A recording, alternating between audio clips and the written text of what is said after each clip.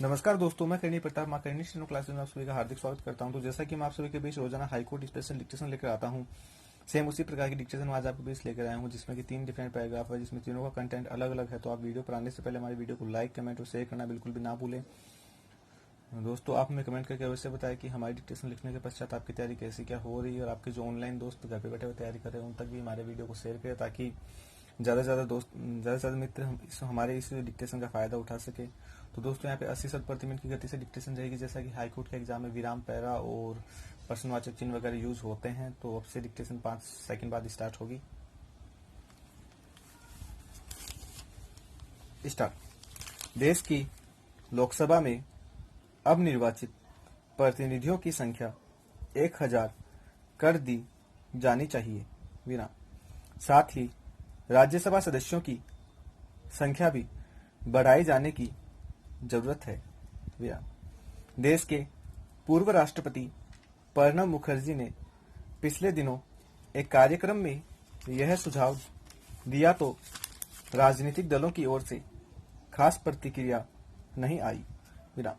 इसकी वजह तो ये राजनीतिक दल ही जाने, लेकिन मुखर्जी के सुझाव की क्रियान्विति देश के मतदाताओं की भावनाओं के अनुरूप हो तो बेहतर नतीजे सामने आ सकते हैं, इसमें दो राय नहीं, विराम।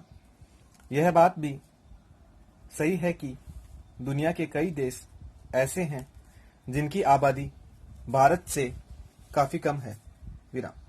इसके बावजूद वहां की संसद के सदस्यों की संख्या कहीं ज्यादा है, विराम। दरअसल आखिरी बार देश में लोकसभा की सीटों को 1977 में बढ़ाया गया था, विराम। तब लोकसभा की कुल सीटें 543 हुई, जो वर्ष 1971 की जनगणना को आधार बनाकर की गई, विराम। लोकसभा सीटों का परिसीमन तो बाद में भी हुआ, लेकिन इनकी संख्या में बढ़ोतरी नहीं हुई, विराम। लोकसभा सदस्यों की संख्या बढ़ाने के पीछे बड़ा तर्क यह भी हो सकता है कि वर्ष 1971 में देश की आबादी 55 करोड़ थी, जो अब दोगुनी से ज्यादा हो गई है, विराम। जाहिर है, जो लोग इस आबादी का प्रतिनिधित्व करते हैं वे अपने मतदाताओं के साथ न्याय नहीं कर पाते, विराम, पैरा। पुनर्जागरण के परिणाम स्वरूप शिक्षा के क्षेत्र में भी अभूतपूर्व उन्नति हुई, विराम। पाश्चात्य शिक्षा और ज्ञान विज्ञान के परिणाम स्वरूप भारतीय अपनी दीनहीन स्थिति के बारे में परिचित हुए, विराम। तत्कालीन समय में भारतीय समाज कई प्रकार की सामाजिक एवं धार्मिक कुरीतियों में जकड़ा हुआ था, विराम। भारत में आने वाले ईसाई पादरियों ने शिक्षा के क्षेत्र में विशेष रूप से अपनी रुचि दिखाई, विराम। अंग्रेजी शिक्षा के पीछे ईसाई पादरियों का भले ही अपना स्वार्थ रहा हो, परंतु उनके प्रयासों से भारत में शिक्षा का प्रचार प्रसार होने लगा, विराम। उन्हीं के प्रयासों से 1819 ईस्वी में कलकत्ता में हिंदू कॉलेज की स्थापना हुई, विराम। बहुत जल्दी ही भारत में पाश्चात्य पद्धति की शिक्षा संस्थानों की स्थापना होने लगी, विराम। बम्बई, मद्रास, कलकत्ता, पटना, इलाहाबाद इत्यादि विश्वविद्यालयों की स्थापना हुई, विराम। भारत में शिक्षा के प्रचार प्रसार में ब्रह्म समाज, प्रार्थना समाज, आर्य समाज, रामकृष्ण मिशन इत्यादि संस्थाओं ने अपनी महत्वपूर्ण भूमिका निभाई, विराम।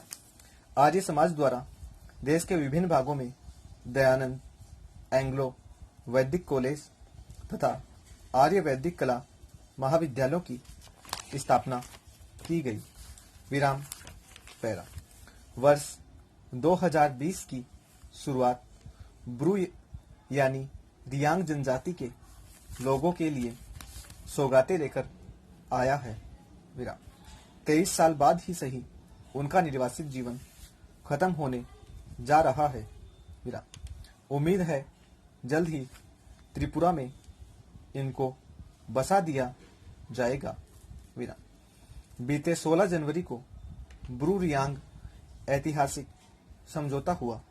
विराम। मानवीय नजर से देखें तो यह समझौता मोदी सरकार के दूसरे कार्यकाल की सबसे बड़ी उपलब्धियों में से एक है।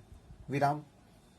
लोकसभा टीवी की साप्ताहिक डॉक्यूमेंट्री उभरता पूर्वोत्तर की शूटिंग के सिलसिले में कैमरा पर्सन राकेश मिश्रा और सुशीता दास के साथ जून 2017 में त्रिपुरा यात्रा के दौरान मुझे मिजोरम से सटे त्रिपुरा के सीमावर्ती क्षेत्रों में 7 शिविरों में रह रहे 35,000 ब्रू जनजातीय लोगों की समस्याओं को करीब से जानने को मौका मिला था। दक्षिण असम के सिलचर शहर के जाने माने पत्रकार और 1997 से ही इन समस्याओं के प्रति मुखर रहे ज्योतिलाल चौधरी के सहयोग से जब हम नाइसिंग पाडा पहुंचे थे तो लोगों ने बताया था कि किस तरह से वे त्रासद जीवन जी रहे थे। विराम। तो जैसा कि आप सभी मित्रों ने यहाँ पर देखा है कि आपको 80 से प्रति मिनट की गति से डिक्टेशन दी गई, जिस डिक्टेशन में 3 डिफरेंट पैराग्राफ है। तो दोस्तों आप हमारी वीडियो को लिखने के बाद हमें कमेंट करके वैसे बताएं कि हमारी वीडियो से आपकी तैयारी कैसे हो रही है, और हम आपके बीच डेली ऐसी डिक्टेशन लेकर आते रहेंगे, हाईकोर्ट स्पेशल डिक्टेशन। तो ठीक है दोस्तों, कल हम ऐसी सेम डिक्टेशन लेकर आप सभी के बीच उपस्थित होते हैं। बहुत बहुत धन्यवाद आपका हमारे चैनल पर बने रहने के लिए।